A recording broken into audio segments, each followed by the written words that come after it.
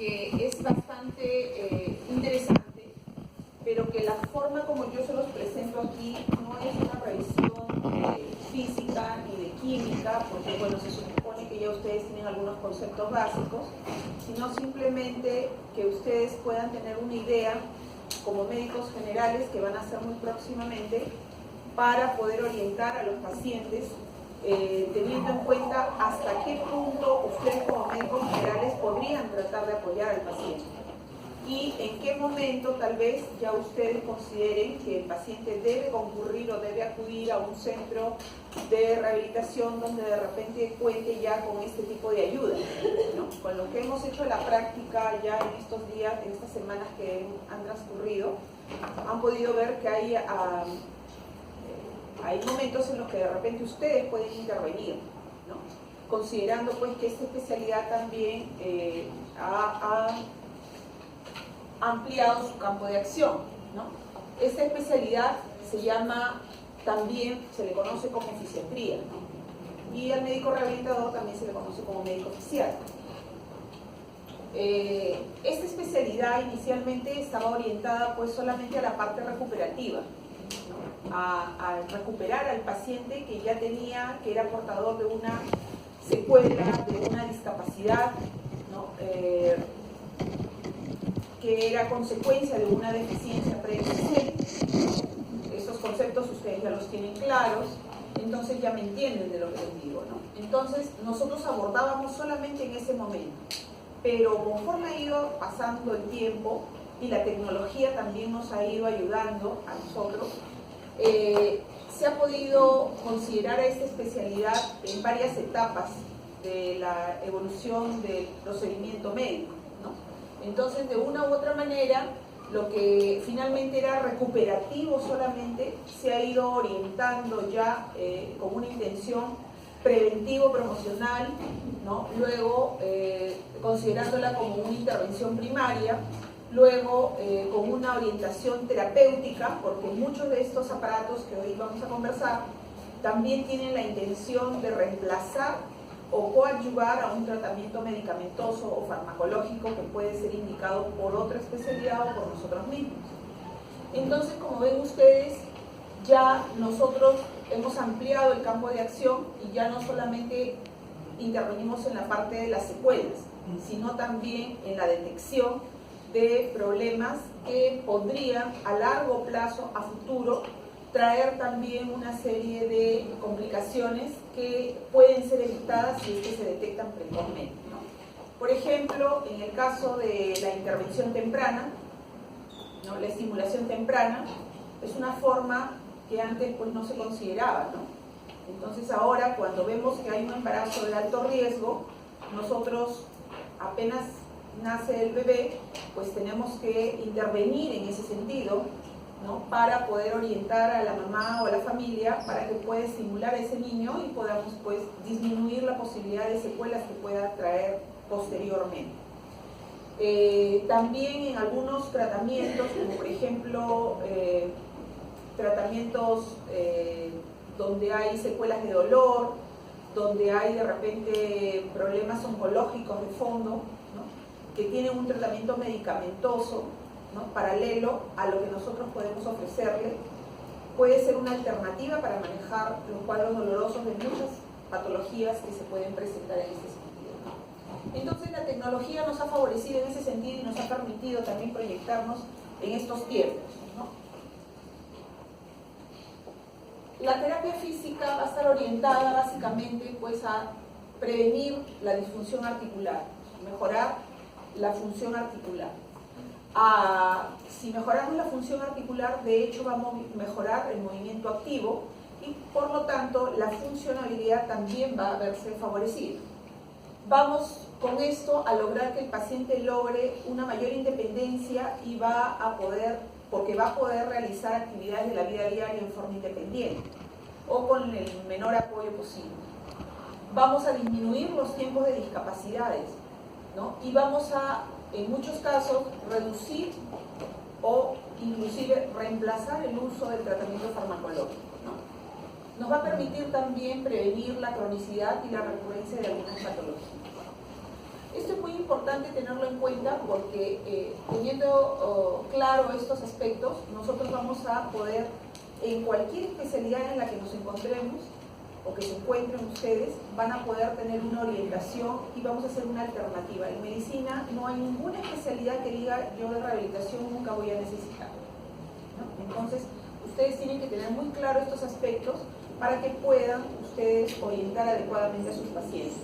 No solamente en la parte motora, sino también en la parte cognitiva o la parte neurosensorial también, puesto que, como vamos a ver más adelante, vamos a trabajar con una serie de agentes físicos que nos van a permitir poder dar este beneficio al paciente, ofrecer este beneficio al paciente. Entonces, ¿cómo vamos a definir a un agente físico, ¿no? Un agente físico, dice, es un elemento físico natural o artificial que está utilizado en el tratamiento de un proceso patológico de una enfermedad. Otra definición dice que es un vehículo de energía que puede provocar modificaciones en las células, tejidos u órganos y desencadenar una serie de efectos biológicos. En la práctica yo he podido concluir que un agente físico es un estímulo externo que aplicado sobre un cuerpo va a producir un efecto. También es una manifestación de energía, ¿no? Es una manifestación de energía y ustedes saben que tenemos pues energías de tipo térmico, energías de tipo mecánico y energías también del tipo electromagnético. Y dentro de este encuadre se desarrolla todo este tema de agentes físicos, ¿sí? Los agentes físicos van a tener pues objetivos muy puntuales, muy específicos, ¿no? Y como ustedes van a ir viendo durante el desarrollo de este tema, parece que todo fuera igual, ¿no? Porque todos tienen un efecto antiinflamatorio, todos tienen un efecto analgésico, todos tienen un efecto mejorar la funcionalidad finalmente, ¿no? Entonces,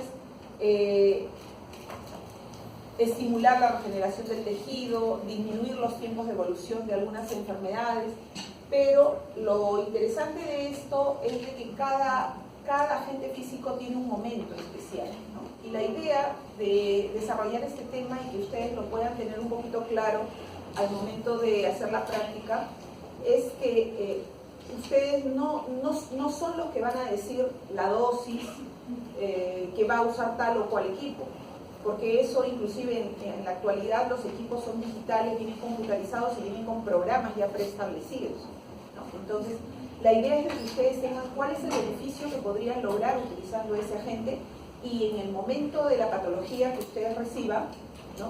¿Cuál es el que deberían de utilizar como primera elección, ¿no? Aunque todos parezcan que sirven para lo mismo, ¿no? Un ejemplo práctico: si yo tengo un paciente que viene con una secuela de fractura que tiene, donde yo evidencio que hay una rigidez articular y esa secuela de fractura ya tiene varios años de evolución, mi tratamiento pues será distinto, ¿no? O mis objetivos a lograr con mi tratamiento serán distintos a los que yo quiero lograr de repente con un paciente que viene con una semana de haberle retirado el yeso y que la rigidez que presenta es producto de la inmovilización que ha tenido con el aparato de yeso por el tiempo prolongado de repente, ¿no? O de repente ese caso comparado frente a un paciente que de repente ha tenido una secuela de fractura donde se ha comprometido la articulación propiamente. Entonces mis objetivos van a variar en ese sentido, ¿no? Entonces yo tengo que tener muy claros esos aspectos para poder elegir los agentes físicos que son los más importantes o los más, digamos, prioritarios, que me van a traer un beneficio mayor, ¿no? Para el tratamiento que yo quiero ofrecer, para el caso que yo quiero tratar y los objetivos que yo quiero lograr con ese paciente. Bien, entonces es importante que tengan claro eso, ¿no? Las dosis, esas cosas, si por aquí se menciona, no se preocupen porque eso no lo voy a preguntar en el examen, ¿no? Entonces, en cuanto a agentes físicos, también hay que considerar, ¿no? Dijimos, que tienen aspectos energéticos, ¿no? Que son los que van a producir los efectos sobre la superficie que uno las va a aplicar. Y tenemos los que producen energía térmica, ¿no? Los que producen energía mecánica, los que producen energías electromagnéticas, como por ejemplo las radiaciones, ¿no? Entonces así vamos a ver que tenemos dos áreas muy importantes que ustedes tienen que distinguir también cuando hablamos de este tema, que son las radiaciones ionizantes y no ionizantes. Los agentes físicos que nosotros utilizamos son no ionizantes, ¿no? Porque no van a cambiar, digamos, la estructura de la célula en sí propiamente, ¿no? Los ionizantes, ¿no? Los ionizantes son los que van a estar orientados más para tratamientos o para diagnóstico, por ejemplo, los de radiología, los agentes físicos que usamos en radiología, ¿no? O de repente también como los que se usan para tratamiento, como por ejemplo rayos gamma y ese tipo de rayos que se utilizan, por ejemplo, en oncología, ¿no? Todos estos aparatos se orientan más a hacer radiaciones no ionizantes, ¿no? Y son estímulos electromagnéticos de una u otra forma. Entonces así vamos desarrollando que tenemos pues energía solar, tenemos energía que es también a través del agua, la hidroterapia, ¿no? En el caso del agua del mar se le llama talasoterapia, ¿no? Utilizamos las aguas termales, utilizamos los fangos mineralo-medicinales, por ejemplo esos barros, ¿no? de Churín, qué sé yo, hay algunas zonas que son muy conocidas por ese tipo de tratamientos, se les llama peloidoterapia. Y así vamos a ver que tenemos agentes físicos naturales como estos, o los artificiales, que son los aparatos que se han ido desarrollando a través del tiempo con el avance de la tecnología. Tenemos la termoterapia, que es el calor, tenemos la crioterapia, que es el hielo, tenemos la electroterapia, que es el uso de las corrientes eléctricas, las energías de tipo mecánico, como pueden ser los movimientos vibratorios, los masajes, los movimientos, las tracciones, los tratamientos con radiación, ¿no? Entonces, estos son algunos de los que vamos a mencionar el día de hoy, ¿no? Seguramente el primer día de clase ustedes hicieron el recorrido en el servicio y vieron una serie de equipos, ¿no? Que ahora con lo que vamos a mencionar se les va a ir aclarando un poquito el panorama, y conforme vayan viendo los pacientes ustedes también van a ir aclarando más sus conceptos. Cuando hablamos de hidroterapia, ¿no? Decimos que tenemos como agente terapéutico principal el agua, obviamente. El fundamento principal, el efecto que va a producir este tratamiento es por dos efectos que va a producir, ¿no? Un efecto de tipo mecánico y un efecto de tipo térmico. El efecto de tipo térmico se produce porque el agua tiene una temperatura específica, ¿no? Que la vamos a ver más adelante.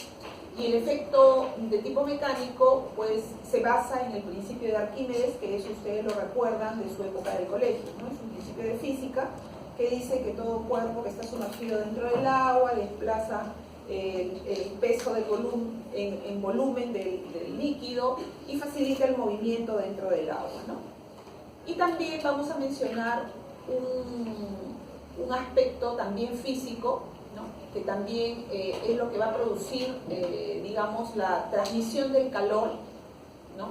Y que va a tener el efecto también no solamente de facilitar el efecto térmico, sino también el efecto de hidromasaje que vamos a lograr con el uso de este agente físico. Es un fenómeno que se llama convección, ¿no? Y que es la energía que se va a producir a través del movimiento del agua. Ustedes vieron que los tanques de hidroterapia tienen una salida de agua, ¿no? Y eso genera un movimiento de eso. Entonces, este movimiento, ¿no?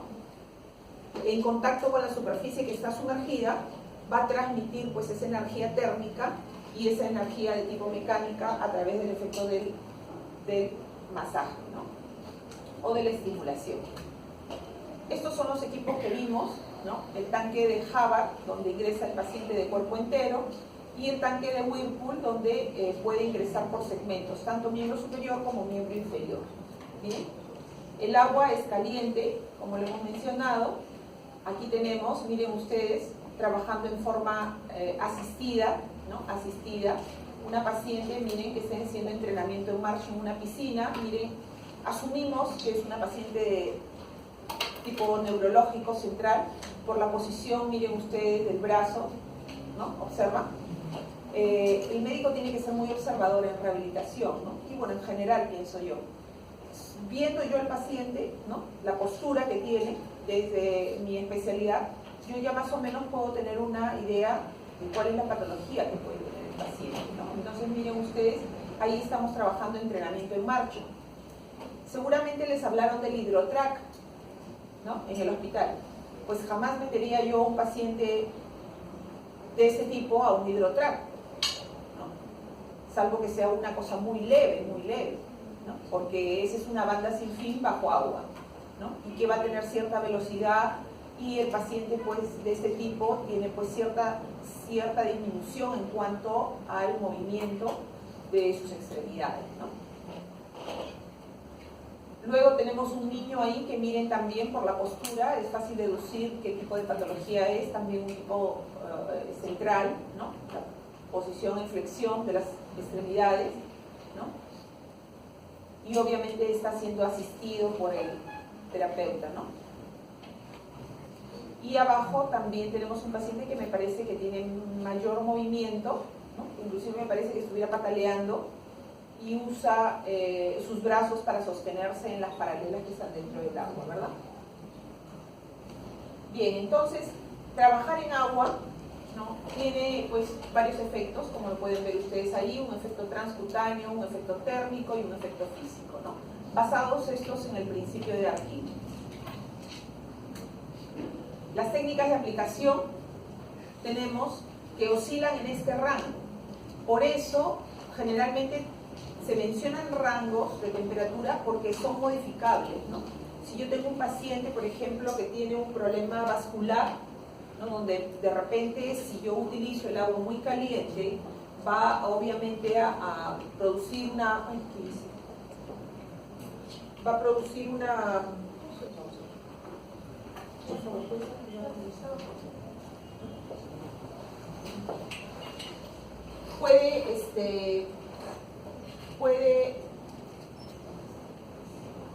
puede dilatar ese trastorno vascular que presenta el paciente, entonces yo puedo traerle problemas, pero si lo que yo quiero es aprovechar el efecto mecánico, ¿no? del agua para facilitar su movimiento, entonces podría utilizarlo de repente con el agua más fría, ¿no? Entonces, estas constituyen pues algunas contraindicaciones que en algunos casos pueden ser relativas y en otros casos pueden ser absolutas, ¿no? Ahí tienen diferentes temperaturas, las temperaturas que se utilizan generalmente, ¿no? Son término medio, lo que generalmente siempre se aplica. Y obviamente en las temporadas de frío, pues tiene que ser más calientito, y en las temporadas de calor de repente se concentra un poco más, así que podemos disminuir. Aquí tenemos a un paciente que también está trabajando en un tanque, ya no es piscina propiamente, sino en el tanque de Hubbard, miren, ¿no? Está dentro de la camilla, porque probablemente este paciente no se puede mantener en posición de sedestación por sus propios medios. Y en la otra imagen se ve un paciente que está trabajando miembro superior, ¿no?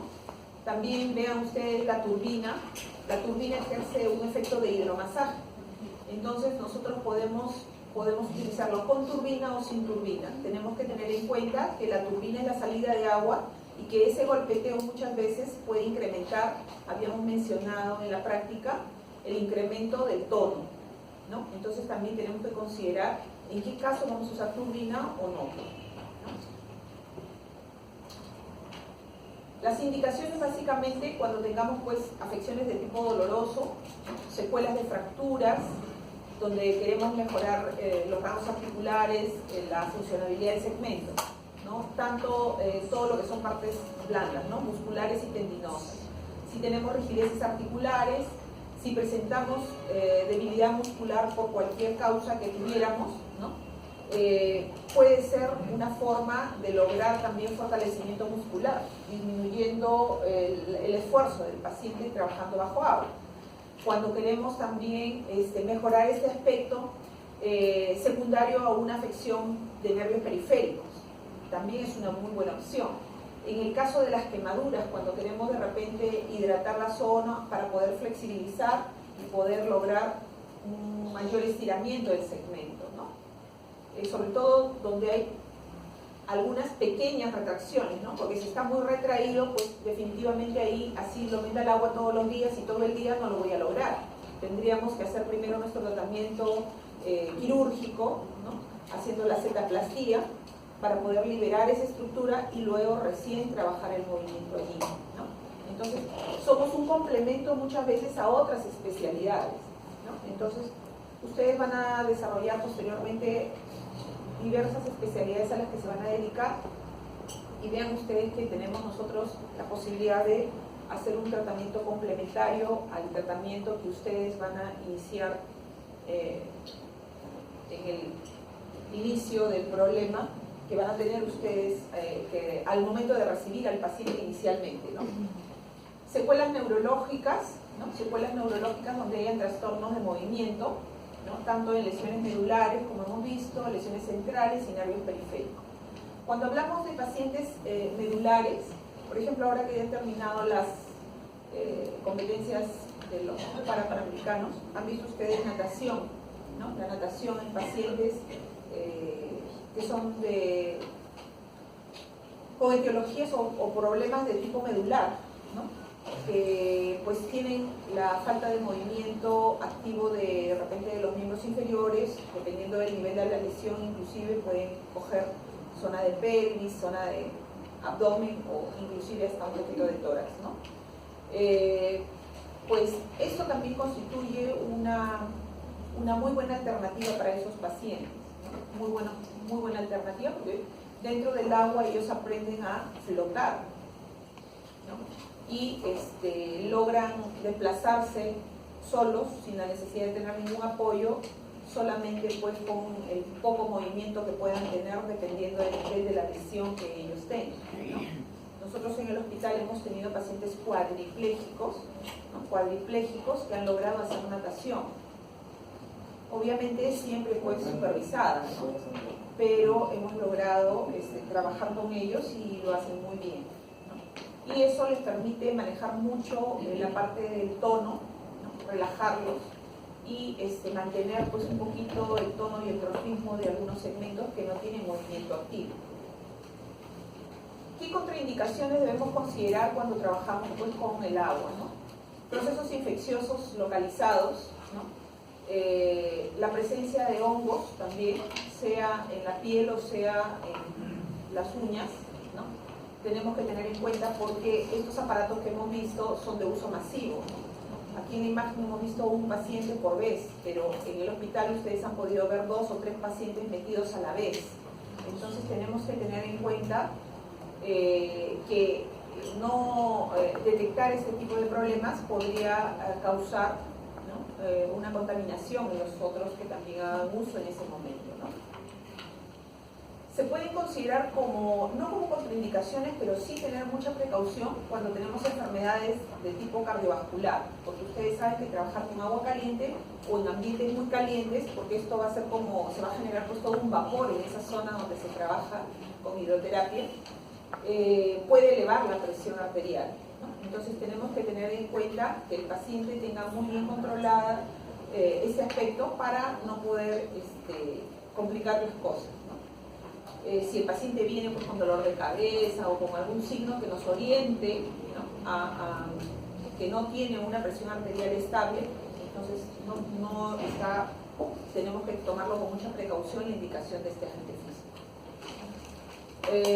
Cuando hay trastornos de tipo vascular periférico, ¿no? Las varices, por ejemplo, también tenemos que tener en cuenta eso, o cuando existen heridas muy grandes, ¿no? Que están expuestas, por ejemplo, en los pacientes medulares. Hemos tenido pacientes medulares que tienen escaras, úlceras de presión. Entonces, puede ser una alternativa para trabajar con ellos, considerando pues que en esos casos el agua tiene que tener algunas sustancias antisépticas, el tanque tiene que haber sido desinfectado, lavado muy bien y probablemente pues esa herida tiene que estar limpia. ¿no? Tiene que estar limpia y después que sale el paciente tenemos que hacer la curación que corresponde, la desinfección, todo eso, ¿no? Entonces es importante tener en cuenta los beneficios versus los riesgos que podríamos tener al utilizar este tipo de agente físico con algunos pacientes en especial, ¿no?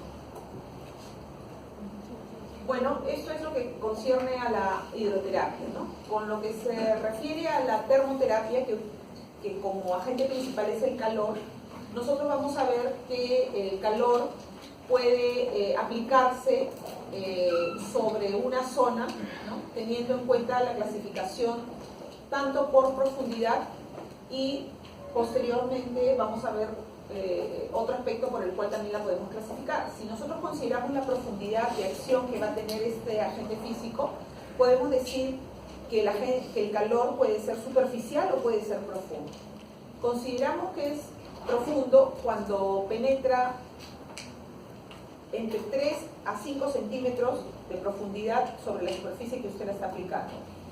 En este caso, pues consideramos que este tipo de agentes penetra pues hasta el periósteo, hasta el hueso llega, ¿no? Sin embargo, cuando hablamos de que es un calor superficial, decimos pues que no va a penetrar mucho más allá de 1 o 2 centímetros por debajo de la piel donde se está aplicando, ¿no?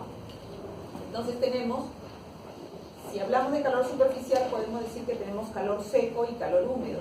El calor seco generalmente va cerrado por la lámpara de infrarrojos, ¿no? Que es una lámpara que se coloca a una distancia relativa de la superficie que usted quiere tratar, ¿no? Y nos permite regular la distancia. La distancia normal son aproximadamente unos 60 centímetros, 50-60 centímetros de distancia, que puede ser regulada también dependiendo de la sensibilidad del paciente, ¿no? Si el paciente percibe que le calienta mucho, se puede alejar. Y si es por el contrario, se puede acercar un poquito más, ¿no? No va en contacto directo, a diferencia de lo que sí logramos con las compresas húmedas calientes que las vieron en el hospital o con la parafina, ¿no? Que son formas de calor superficial. ¿Bien? Y cuando hablamos de calor profundo, vamos a hablar pues de la diatermia de onda corta, del microondas, que son agentes físicos que ya no se utilizan mucho. Existen todavía los equipos, pero no son mucho de elección, puesto que el ultrasonido y los otros que vamos a mencionar más adelante han, logrado captar mayor atención por los resultados. Particularmente yo en la práctica creo que el ultrasonido es uno de los mejores que tenemos, con los que contamos, que nos permite lograr los efectos antiinflamatorios, analgésicos y facilitarnos posteriormente pues, los movimientos de una manera muy rápida y muy interesante para casi todo, ¿no? Vamos a verlo luego. Entonces, también decimos que tenemos una clasificación no solo por la profundidad, sino también por el tipo de transferencia del calor. Y habíamos mencionado que con el agua, por ejemplo, nosotros hablábamos de una transmisión del calor por conducción, ¿no? Y, por convección. Por convección, que era la energía térmica que se transmitía, ¿no? A través del movimiento del agua, ¿no? El movimiento sale, genera un movimiento del agua y ese desplazamiento y contacto con la superficie que está sumergida va a producir ese intercambio de temperaturas que va a haber también con el cuerpo que está sumergido.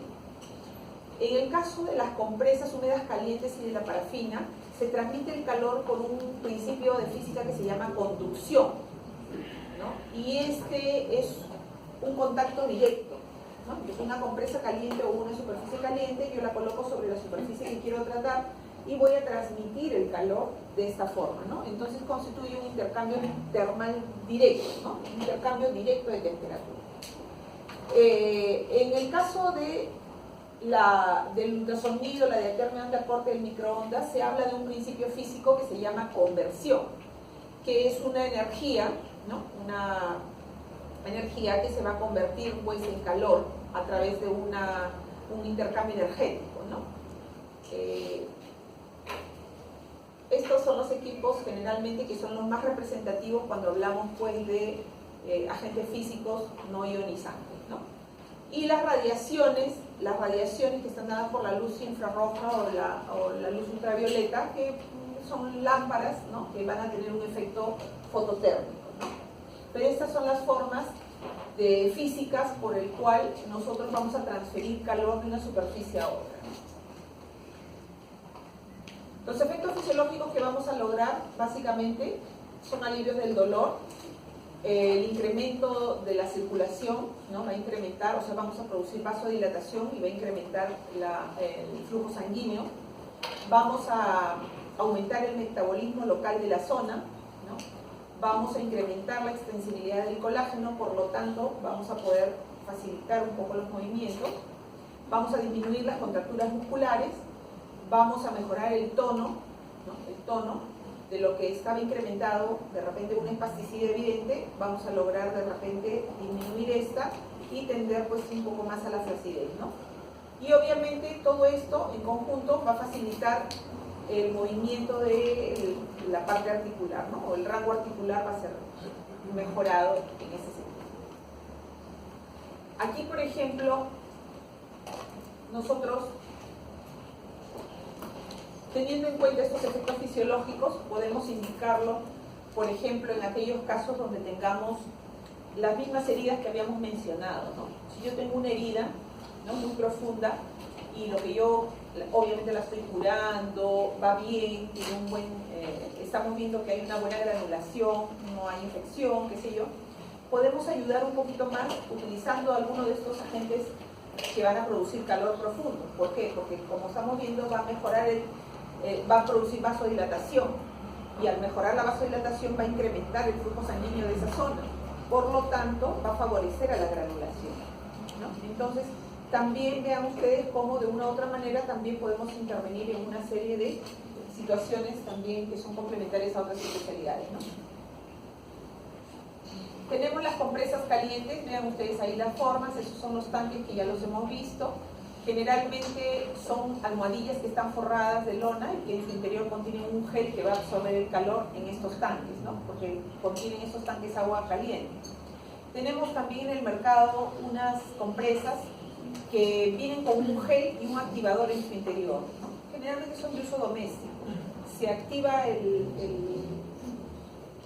la pastilla que tiene en su interior y comienza a calentarse automáticamente ese gel, ¿no?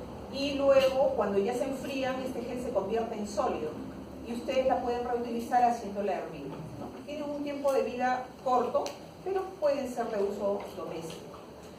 También existen las que son de moda ahora, están de moda, estas almohadillas que están llenas, son de telita y están llenas de semillas que se venden al microondas.